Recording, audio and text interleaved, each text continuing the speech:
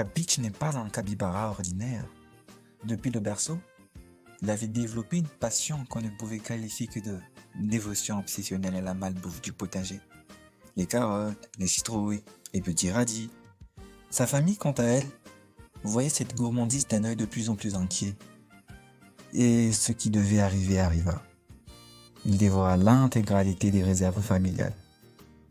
Sa mère fut choquée au point de verser une larme de laitue. Son père entra dans une fureur digne d'un raton laveur privé de poubelle et le bannit de la maison jusqu'à ce qu'il apprenne la valeur d'une simple feuille de chou.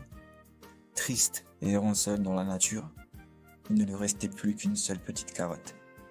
Désespéré, il tomba miraculeusement face à un champ qui, littéralement, était rempli de ce qu'il aimait au monde.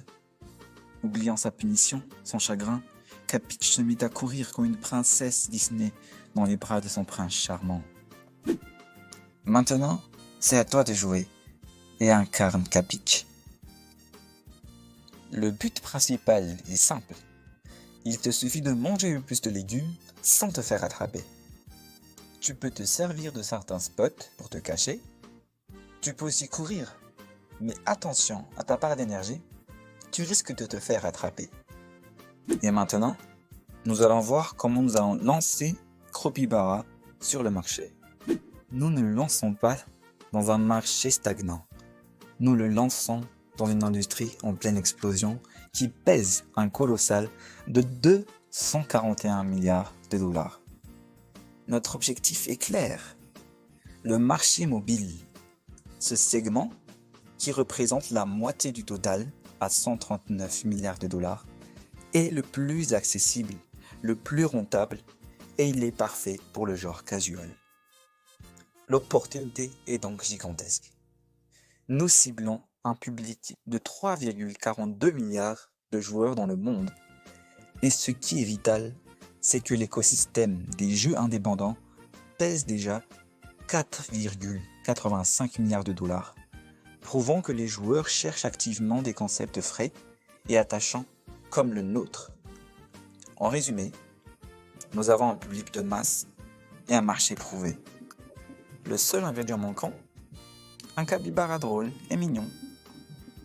Pour la partie monétisation, notre modèle économique est hybride.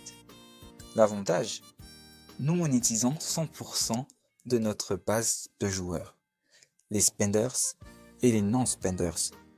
Pour ceux qui paient, nous avons deux piliers d'achat in-app, les skins cosmétiques, des achats visuels à bas prix pour la personnalisation.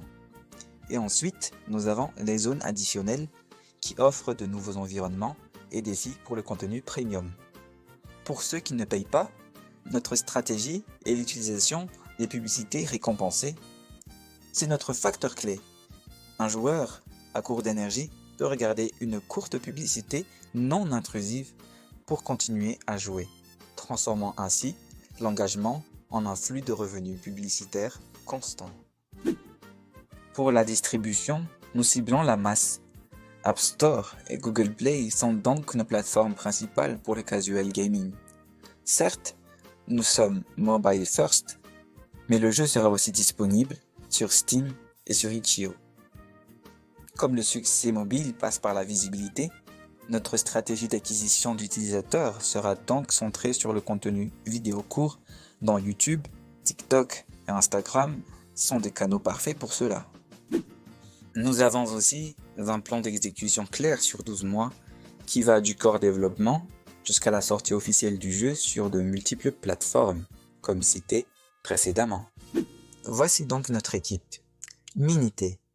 Elle est certes petite, mais passionnée et multidisciplinaire, couvrant tous les aspects cruciaux de la programmation et design de niveau, à la conception sonore, au graphisme et VFX, et bien sûr, au script narration, pour garantir l'humour du capybara.